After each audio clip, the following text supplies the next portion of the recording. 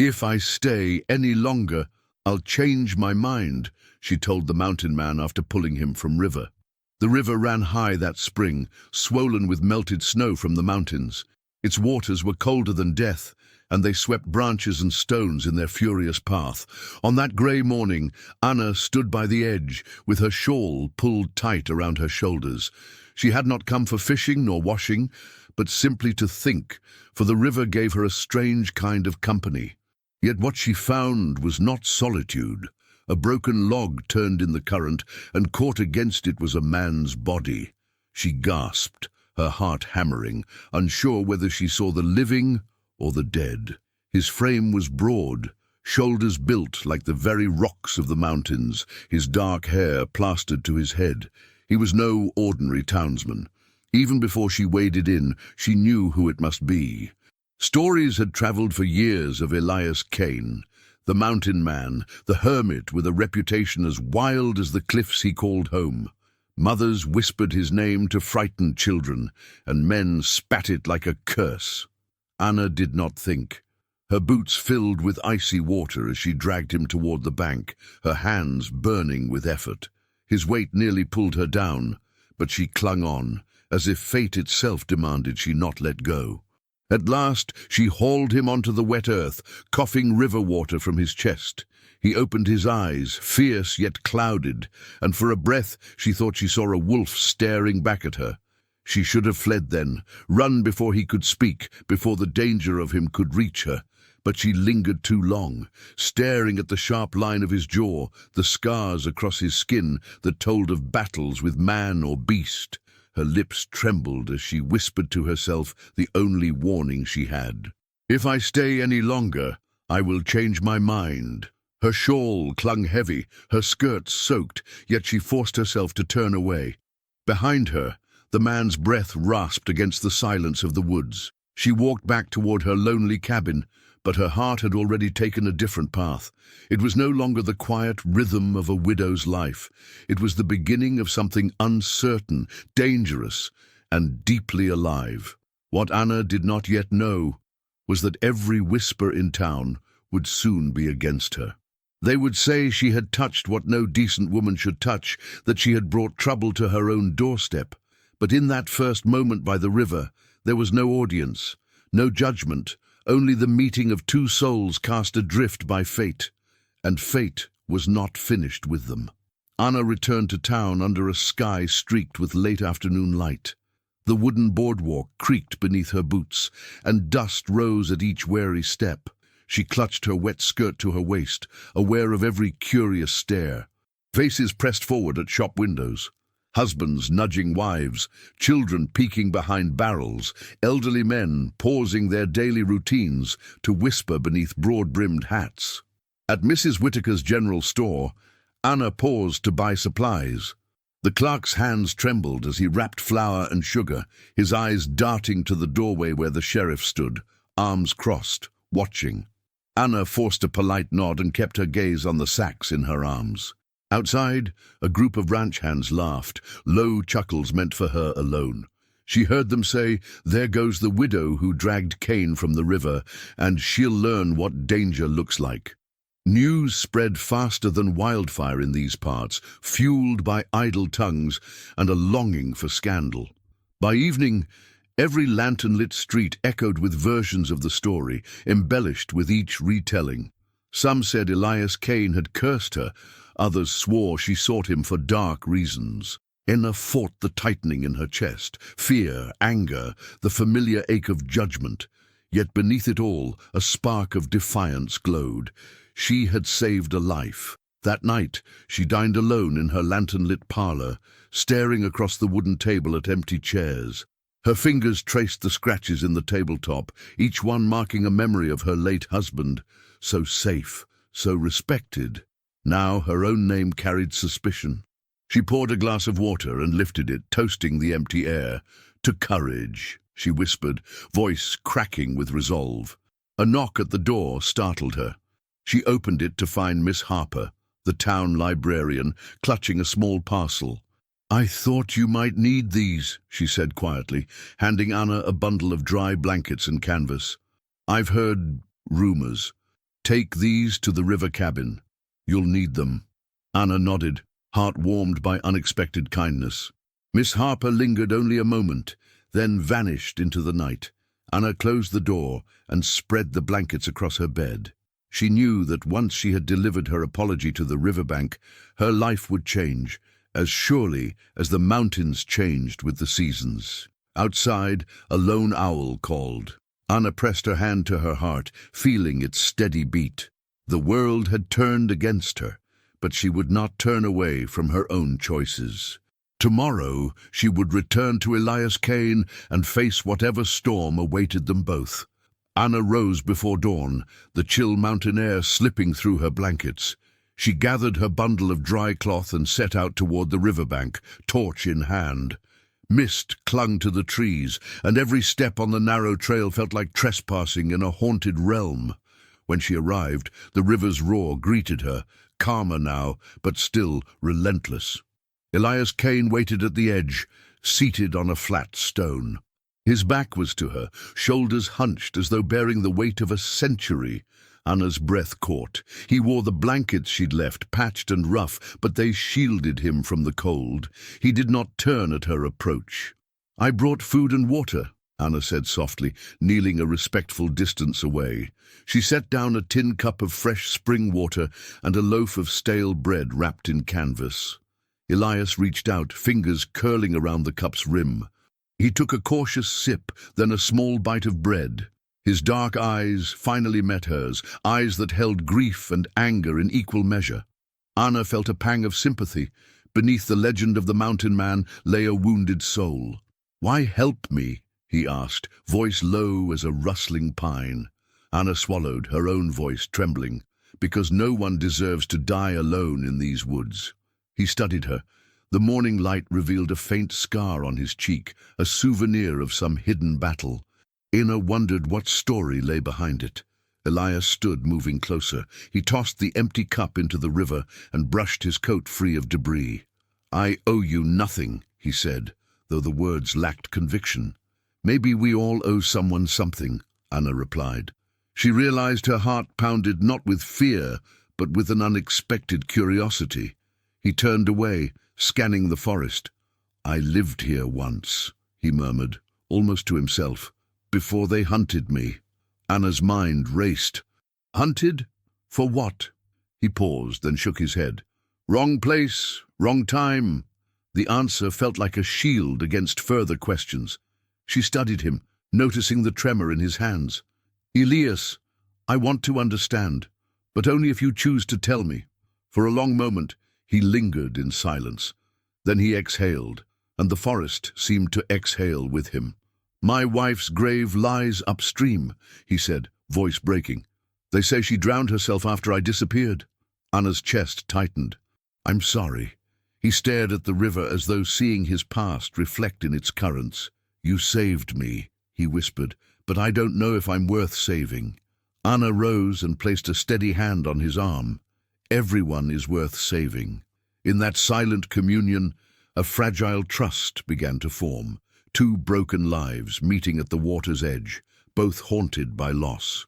The mountains held their secrets tight, but perhaps together, Anna and Elias might learn to forgive the past and face the dawn. Anna lay awake in her small cabin, lantern light dancing across rough-hewn walls. Outside, the wind sighed through pines, carrying faint echoes of the river's song. Memories of Elias's haunted gaze returned. She had saved him, yet every lawful instinct warned her. Harboring a fugitive was dangerous.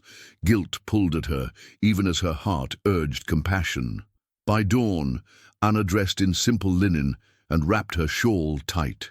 She stepped outside into a fragile morning, dew clinging to her skirts. The town slumbered, unaware of the turmoil stirring in one woman's soul. She retraced her path toward the church, where she intended to confess her actions to the minister. Maybe he would counsel repentance. Maybe he would demand she end this folly. The church door creaked as she entered. Reverend Monroe stood behind the pulpit, polishing a brass candlestick. His face was stern but kindly. Anna knelt in the front pew, fingers clutching the wooden bench. "I have done something," she began, voice low. "I pulled Elias Cain from the river. I fear I have brought danger upon this town." The Reverend's eyes softened. "You saved a life, Anna. That is God's work." He paused, choosing words with care. "Yet you must be cautious. Compassion is noble, but law and community matter too." She nodded, tears brimming. "I want to do right by everyone, but if I abandon him now, I betray the spark of hope in his eyes." Reverend Monroe placed a gentle hand on her shoulder. "Listen to your conscience, child. Protect the innocent, but do not become blind to consequence." Anna rose, feeling both lifted and burdened by his counsel. Outside, the sun had climbed higher, warming her spine. She knew she stood at a crossroads, obey fear or follow empathy. Later, she visited the town square. A pair of merchants argued loudly, blaming her rescue for recent trouble. A widow spat harsh words, "You'll ruin us all." The crowd churned. Anna felt a swell of shame, aching to retreat. Yet beneath the jeers, she sensed something else, a flicker of curiosity. Murmurs whispered, "Who was this woman brave enough to defy convention?" Doubt and pride warred within her chest. As she walked home, her mind replayed Elias's confession by the river, his sorrow, his doubt. She realized that mercy was not weakness. It was the very essence of her identity. That night, Anna lit her lamp and wrote a letter not to Elias, but to her own heart. "I will not deny kindness for fear of judgment. If saving his life means risking mine, then so be it." She folded the note and placed it beneath her pillow. In the quiet darkness, she made her choice. Compassion would guide her steps, even if the world turned against her.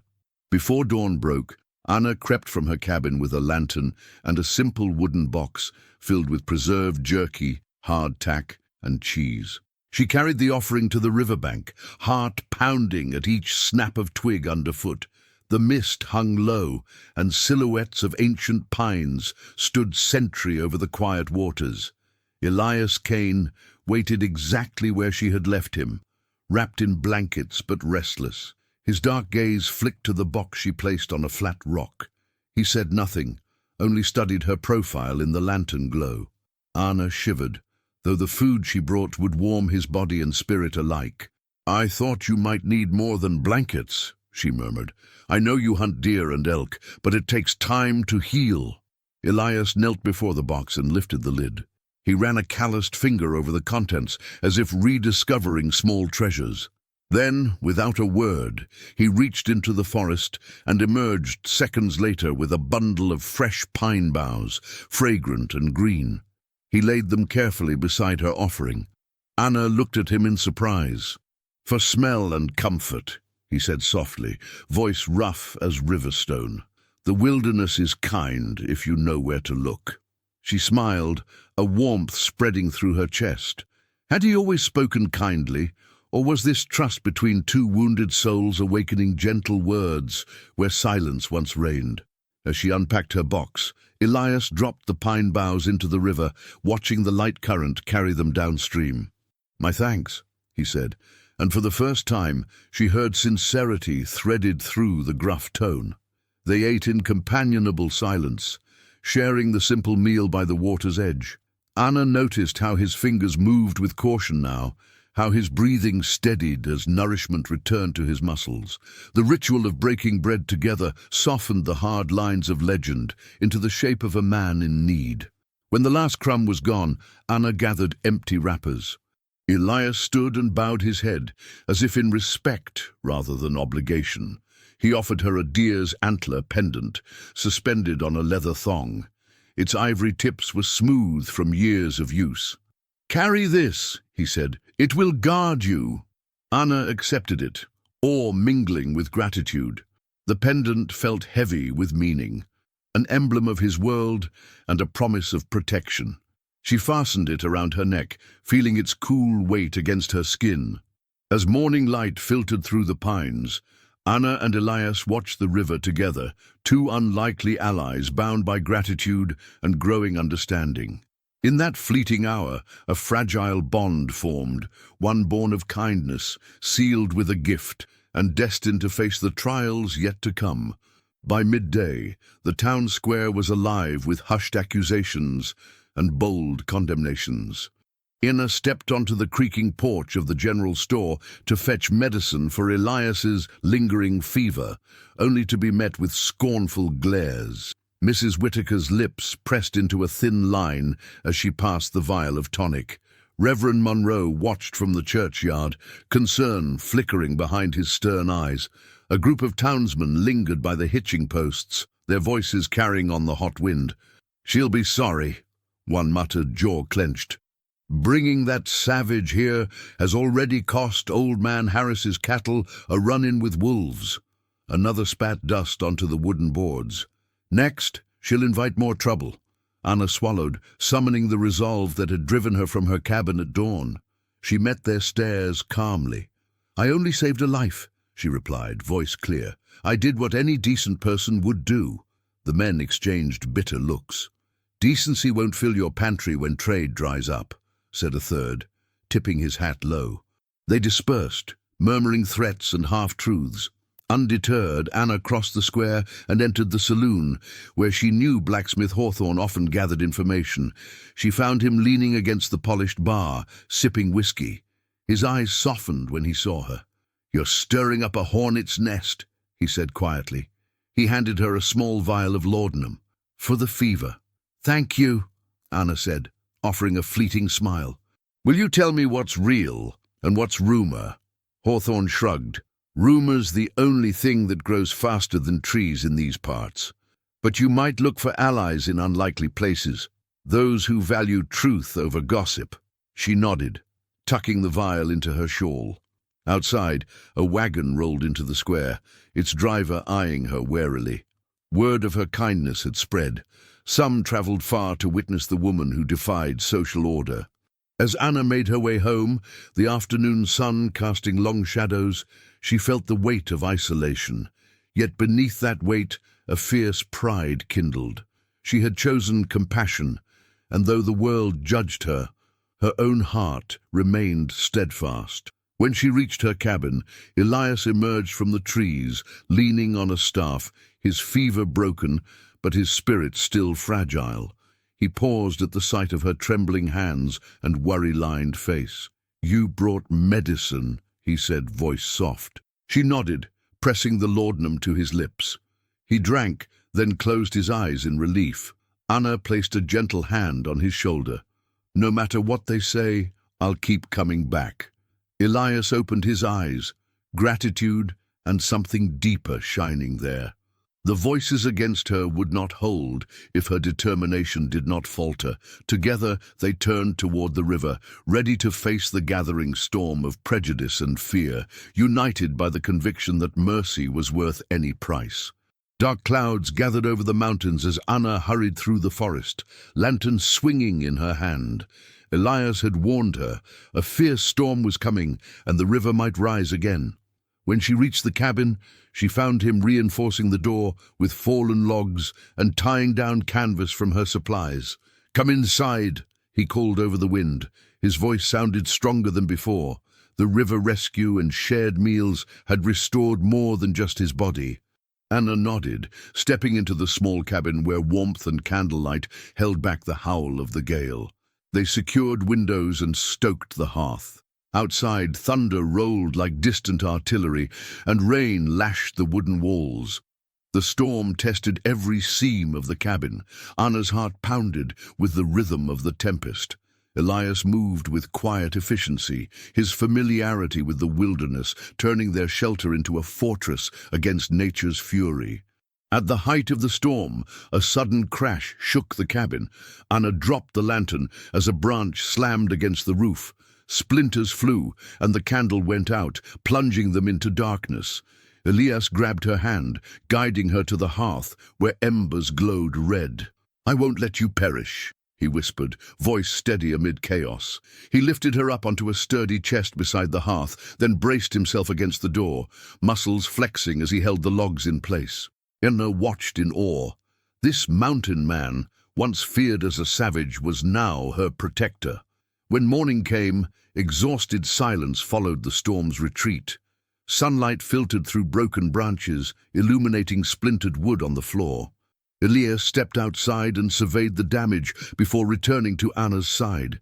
She ran her fingers over his coat, damp and torn, but etched with resilience. "You saved me again," he said softly. Anna shook her head. "We sheltered each other." In the aftermath, townsfolk arrived with axes and ropes. They worked side by side, clearing the path and repairing the cabin. Some looked at Anna and Elias with newfound respect, not as outcasts, but as survivors who proved their worth through courage and compassion. As the final beam was raised, Anna and Elias stood hand in hand, watching neighbors bring fresh timber and nails. The storm had tested their bond and laid bare their strength. The world outside remained fragmented by fear and rumor, but within their humble refuge, hope had taken root. They turned back to the hearth, ready to rebuild what the storm had broken, and ready to face whatever trials the future held together. That evening, Anna and Elias sat around the hearth, the glow of the fire dancing on their faces. Elias's deer antler pendant caught the light, sending fractured patterns across the walls. Anna placed a fresh log on the fire, then settled onto a woven rug. Elias stood by the window, eyes distant. "I need to tell you the whole story," he said quietly. He motioned for her to join him. They sat close, shoulders almost touching. "Go on," Anna prompted, heart steady. Elias spoke of betrayal, how once he'd defended the mayor's daughter from a drunken saloon patron, and how the mayor, embarrassed by his own neglect, accused Elias of assault to cover his failure. The entire town had turned against him, branding him an outlaw. His wife, distraught and believing the lies, had slipped into the river and drowned. He had fled to the mountains, consumed by grief and rage. Anna's breath caught. "All because of his pride and shame," she whispered. "He blamed you so he wouldn't face his own guilt." Elias nodded, a tear tracing down his scarred cheek. "I could not clear my name, so I survived alone." Anna reached for his hand. "You've been punished enough. We will set things right." He pulled his hand away gently, pain and hope warring in his eyes. "If the town learns the truth, it may not matter. They may forgive me, or they may execute me for breaking their trust." Anna rose, determination shining. "Then we'll bring them both, truth and forgiveness. Reverend Monroe and Hawthorne will stand with us. We'll confront the mayor himself." Elias studied her, uncertainty and admiration flickering. "You risk everything for me." She placed a hand over his heart. "I risked everything when I chose compassion. Now we fight for justice, together." Together they drafted a plan by candlelight. Anna would gather witnesses. Miss Harper, who had seen the mayor's panic that night, the saloon bartender, who overheard the false accusation, and Hawthorne, who could vouch for Elias's character. Elias would present his wife's locket, found near the riverbank, as proof that her death had been accidental, born of grief. As the candle burned low, their purpose unified them. Fear remained, but so did resolve. Tomorrow they would carry the weight of truth to a town that had once condemned them both. Dawn found Anna standing at the edge of the churchyard, the morning sun catching dew on wildflowers. In her hand, she held the mayor's daughter's locket, proof of Elias's innocence, and a sealed note bearing Reverend Monroe's endorsement. She inhaled deeply, steeling herself for the crowd that would soon gather. Elias emerged from the forest path, wearing his best coat and the deer antler pendant at his throat. His gait was cautious, eyes wary of every onlooker. Anna slipped her hand into his, offering a steadying squeeze. "We face them together," she whispered.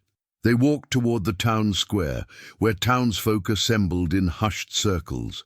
Mrs. Whitaker stared with open disbelief.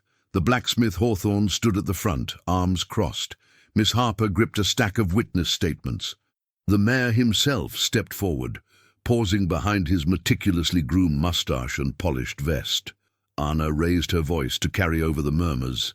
"People of Cedar Falls, you judged my friend without proof and punished him with exile and scorn. Today, I bring you the truth."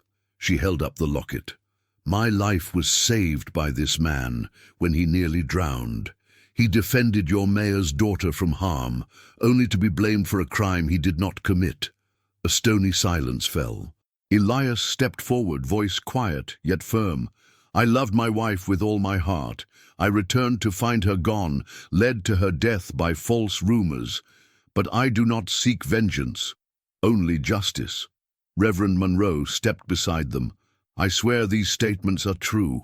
The bartender, the saloon maid, and Miss Harper all confirm the mayor's deceit.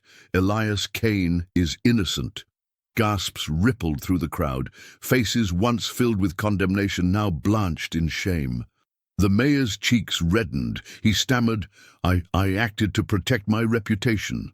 Hawthorne advanced, hammer in hand. "You protected nothing but your pride. Now you owe Elias an apology, and this town must atone." Tears welled in Anna's eyes as she watched Elias absorb the villagers' remorse. One by one, hands reached out. A merchant offered freshly baked bread. Mrs. Whitaker voiced regret. A group of ranchers patted Elias on the back. At last, the mayor lowered his head and extended his hand. Elias accepted, not in triumph, but in weary relief. In that moment, the weight of rumors lifted, replaced by something stronger. Forgiveness earned by compassion, courage, and the unwavering belief that one act of kindness can reshape destiny. The next morning, Cedar Falls gathered at the riverbank where Anna had first risked her life to save Elias. Children clustered behind their mothers, and grizzled ranchers leaned on split-rail fences, all eyes fixed on the pair stepping into the gentle current. Anna removed her boots and waded in first, the cool water swirling around her ankles. Elias followed, the deer antler pendant glinting at his throat. Together they navigated to the flat stone where their journey began. Anna knelt and scooped a handful of river water, lifting it as a silent blessing. Elias mirrored her, his rough hands trembling with gratitude. In that shared gesture, every whisper of doubt and every shadow of fear dissolved beneath the morning sun. A ripple of applause rose from the crowd. Reverend Monroe stepped forward to lead a simple ceremony of thanks and forgiveness, urging the townspeople to remember that mercy carries its own reward. He spoke of Anna's courage and of Elias's unwavering integrity, calling them symbols of what the community could become when compassion ruled judgment. Anna felt her heart swell as neighbors approached to clasp her hands. Old man Harris nodded solemnly, his eyes moist. Miss Harper pressed a small bouquet of wildflowers into Anna's arms. Blacksmith Hawthorne offered a steady grin and rapped his hammer against a post as a salute of solidarity. Elias allowed these gestures, his proud stance softened by genuine warmth. When the crowd dispersed, Anna and Elias remained by the water's edge. She turned to him and, without a word, laid her hand over his. He knelt beside her, pulling a smooth river stone from the shallows to rest in her palm. It was dark and cool, its surface polished by countless currents. "This river saved us both," he said, his voice steady. "May it remind us of our promise to protect one another." They rose together and walked back toward town, boots wet and spirits light. The road felt different now, each board and clod of earth infused with acceptance rather than suspicion. Anna glanced at Elias and saw not a savage legend, but a man restored. Later, as they shared a meal at Anna's table, she produced a piece of parchment. It was a sketch of the riverbank scene, drawn by the saloon's traveling artist who had passed through town. Elias studied the lines that captured their silhouettes against the water, and Anna pressed the sketch into his hands. "For remembrance," she said, "so that this place, and what happened here, endures." He nodded, eyes bright. The room, once heavy with candle smoke and whispered fears, now felt like home. The river's promise echoed in their hearts that even the wildest current can carve a path toward healing and hope. Late afternoon shadows stretched long as Anna and Elias rode side by side toward the high meadows. Word had spread that the mountain man and the widow now walked together, and villagers paused in doorways to watch them pass. Some offered waves, most simply stood silent, respect replacing suspicion. They reached a secluded glade carpeted with lupine and sagebrush. Elias dismounted and led Anna to a sunlit clearing where wild horses grazed. His connection to nature had drawn him here for healing. He motioned for her to sit on a fallen log, then knelt to whisper soothing words to a grey mare whose flank bore a jagged scar. Anna watched, awed by his calm authority. Under his touch, the horse relaxed, lowering its head in trust. He smiled, a rare, gentle curve of lips that spoke of wounds eased by empathy. Anna realized that he had saved more than her life. He had shown her how kindness could tame the fiercest hearts. When the mare trotted away, Elias turned to Anna. He reached into a saddlebag and produced a set of leather reins. "I want you to ride," he said. "Feel the freedom of the mountains." Her breath caught. She had never ridden beyond the town's dusty trails. He lifted her into the saddle with steady hands. Anna felt the smooth hide beneath her and the tribe of wild horses framed against the crimson sky. At his cue, the mare moved forward, sure-footed and strong. Anna exhaled laughter as the wind rushed past. For a moment, she was weightless, no judgment, no fear. Elias rode alongside, guiding her through the meadow's heartbeat. The world below seemed distant, its small grievances swallowed by open sky. Afterward, they walked down the slope, dusk painting the peaks in gold. Anna pressed her palm to the mare's flank once more, then turned to Elias. "Thank you for trusting me, for teaching me." He brushed a stray lock of hair from her face. "You have a brave heart. I only showed you the way." In that quiet exchange, they acknowledged what had blossomed between them. A bond forged through peril and redemption, rooted in compassion and mutual respect. As the last light faded, Anna knew that whatever tomorrow held, they would face it together, two souls entwined by shared grace. The morning sun rose golden over Cedar Falls as Anna and Elias stood at the edge of her cabin porch. Townsfolk bustled about, rebuilding fences and repairing roofs damaged by winter's storms. Children waved as the pair passed, their laughter bright against the scent of fresh pine and wildflowers. Anna tightened the leather reins of her mare, now fully healed, while Elias adjusted the pack on his back. Today they would journey beyond the meadow to claim a piece of land as theirs, a place where both could belong. The mayor had granted them a small plot by the river, a gesture of goodwill that spoke of fresh beginnings. They walked side by side down the familiar trail, memories interwoven with each step. Anna remembered the fear she felt that first morning at the river, contrasted with the hope that now lightened her gait. Elias recalled the loneliness of the mountains, replaced by the warmth of community and Anna's unwavering faith. As they reached the river's bend, Anna held up her hand. "Will you—" Her voice faltered for a moment as she searched his eyes. "Will you stay? Not because you owe me, but because you choose to." Elias took a breath, letting the river's steady flow mirror his own resolve. He knelt and retrieved a smooth white stone from the shallows, one unlike the dark pebble he had given her months ago. He placed it in Anna's palm, its cool surface shining. "This," he said softly, "is the promise I make. My home is here, where kindness lives and hearts forgive." Tears gleamed in Anna's eyes as she embraced him, the river whispering its approval at their feet. Around them, the whispering pines seemed to bend in blessing. They walked to their new land, a gentle meadow where wild grasses swayed like dancers.